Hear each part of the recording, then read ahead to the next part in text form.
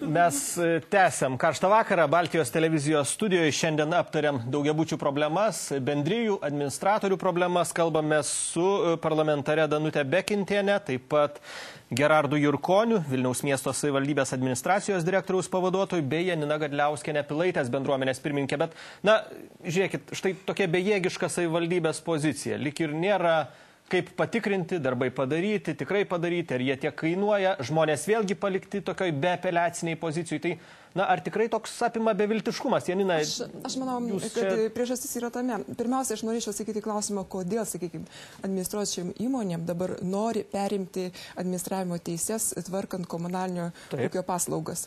Aš manau, todėl, kad aš tai sugretinčiau su atliekų tvarkymu. Kaip žinot, pasaulyje atliekų tvarkymas yra jau susikūrusios monopolijos, kurios nori viską suimti į savo rankas. Čia lygiai yra tas pats. Kadangi, matot, kaip ir atliekų tvarkyme, taip ir čia visą laiką bus stabilios apmokamos pajamos, sakykime, ir visą laiką, jeigu yra būtų savininkas, jis turi mokėti.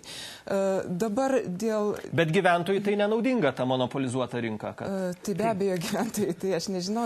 Čia iš vis dabar visa Lietuvoje, sakykime, visos rinkos yra kažkaip bandoma pasidalinti tam tikrom sritim. Ir, sakykime, vėlgi čia, tai mes nežinom Vilniaus mieste, kiek yra, sakykime, perėmė administracijų įmonių viena kuri nors, sakykime, kaip City Service. Dabar vėlgi skaitau Delfi, kad City Service nori administruoti jau mokyklas darželius. Vėl grėsia, kad, sakykime, nebebus ūkvedžių ir taip toliau. Tai yra labai pavojingas, sakykime, procesas ir tai turėtų tuo susidomėti politikai. Gerai, bet kuo čia pavojingas, kad ta koncentracija, kaip jūs sakot, vienos rinkos dalyvės, tai plečiasi smarkiai? Taigi, pažiūrėkite, jeigu City Service tai yra Rubikono grupė, kuri nori statyti atliekų deginimo gamyklą, kuri nori gaminti energiją, elektrą, kuri nori simti ir atliekų išvežimą. Viskas atsiduria vienos administruoti pastatus. Vadinasi, jie jau dabar, turėdami nemažai tarybos narių, jau diktuoja sąlygos ir galbūt todėl jų dėka ir perima tas administruojančias įmonės, kaip, sakykime, Gerosios Vilties, Vilko pėda, ar kaip... Jūs manote, kad jie valdo politikus tiesiog ir politinius sprendimus, nes tai, kad jie jų tarpe turi savų žmonių. Yra sprendimas, štai sugriežtintos taisyklės dėl bendrijų kūrimosi Vilniaus mieste ir, įtariama, kad tai irgi nebe pastangų tų didžiųjų stambiųjų tarpininkų, kurie norėtų perimti tas paslaugas. Žiūrėkit, bet ką tai reiškia? Va, šiandien Delfi tekstas, kad sugriežtintos taisyklės keisti administratorių. Tai vis dėlto, ar tai yra normalu? Kai žmonės turi seno administratoriaus, atsiklaus, ar jie nori naujo. Jis niekad nesutiks, jis niekad nesurinks žmonių. Gerardai, jūs gal šitas taisyklės galėtumėt pakomentuoti? Aš galiu pakomentuoti labai paprastai. Vadinasi, yra lobistų grupė, kuri dirba savivaldybėje. Ne tik tai vienoje, bet visose. Bet jūs taip pat dirbat savivaldybėje. Taip, bet aš tai lobistų grupė nepriklausau. Bet taip, aš sakau grupė. Yra taip pat lobistų grupė, kuri dirba Seime. Yra taip pat lobistų grupė, kuri dirba vyriausybėje. Ir būtent jų dėka gimsta tokie pakeitimai, tipo taps gyventi geriau ir lengviau. Tik tai neaišku kam. Aš noriu... Kam gyventi geriau? Verslininkam? Be abejo, monopolistui. Nes smulkus verslas automatiškai išstumiamas ir atsiranda tas, kuris turi viską savo rankose. Bet aš norėčiau atkreipti tokį... Bet kam leidžia savivaldybės tarybos tokius sprendimus? O čia reikėtų politikų paklausti. Mes kaip savivaldybės administracija, tai vykdom politikų priimtus sprendimus ir jų... Taip, bet jūsgi sako, tai apsunkina žmonėm gyvenimą tokie sprendimai. Taip, bet jie atsiranda. Jeigu galima, aš jums pailiustruosiu labai paprastą pavyzdį. Vat štai 2002 metais meras Zokas sudaro sutartį su Dalkė, prancūzų kompanija, dėl 15 metų perdavimo visų šilumos tinklų į jų rankas. Aš nežinau, bet girdėjau tokias kalbas, kad net sutarty yra įrašyta, kad gyventojai privalės naudotis Vilniaus energijos paslaugomis. Privalės. Jūs įsivaizduojate, ką tai reiškia? Tai reiškia, meras asmeniškai perdavė į baudžiavą 15 metų visą Vilniaus miestą. Kaip jums tas patinka? Žiūrėkit, tai mes čia visi, kiek bešnekėtumėm, parduoti jau. Be abejo, baudžiavė. Ir dar kas įdomiausia vėlgi, prieš pusę metų, gal šiek tiek mažiau, buvo vėlgi idėja, ne idėja, vėl Dalkijos prašymas pratęsti sutartį dar 20 metų, kai dar iki sutarties pabaigos liko 7 metai. Ir žinote, atsirado politikų, kurie taip gerai pratęsėm. Tik tai mūsų liberalų sąjūdžio dėka ir dar šitų opozicinių partijų dėka tas buvo sustabdyta ir šitas papildomas dar 20 metų, tai 27 metai baudžiavos grinos. Ir kas įdomiausia vėlgi yra nutarimas ir toks vadinamas specplanas. Nepaslaptis. Specialus planas, pagal kurį atitinkamos teritorijos priskirtos A, B grupėms, zonoms. Vadinasi, ir pasakyta, kad A ir B zonai negalima atsijungti nuo centralizuotos šilumos tiekėjo, todėl, kad jeigu jisai alternatyviais kokiais tai būdais šildysis, padidės tarša. Teismas prieš 5 metus jau pasakė, kad šitas yra niekinis dokumentas, bet kada žmonės nori atsijungti, į jį visi pirštų beda ir sako, ne jūs gyventi senamiestį, ne jūs gyventi naujamiestį, jums negalima. Tai kur mes čia gyvenam, Danute, nes taip pasiklausius, tai tikrai apima neviltis didžiulė. Kad... Taip, iš tikrųjų, bet iš tikrųjų nėra taip jau ir blogai. Mane tik tai iš tikrųjų irgi nustulbino, kai žinių radijo dienos temai pasisakė Vytautas Turonis, nacionalinės pastatų priežiūros administravimo asociacijos pirmininkas. Beje, mes kvietėm ir į šią laidą. Labai gaila, kad jis netvyko. Iš tikrųjų, jis pasakė, kad, nu ką čia, skirtingai negu kalba administracijos direktoriaus pavaduotojas, kad jie skundų negauna, kad tuos skundus operatyviai sprendžia, bet iš tikrųjų tų skundų gauna aš irgi labai daug. Vietos savivaldos įstatymą pati inicijavau, kad, reiškia, administruojančias įmonės prižiūri ir kontroliuoja savivaldybė.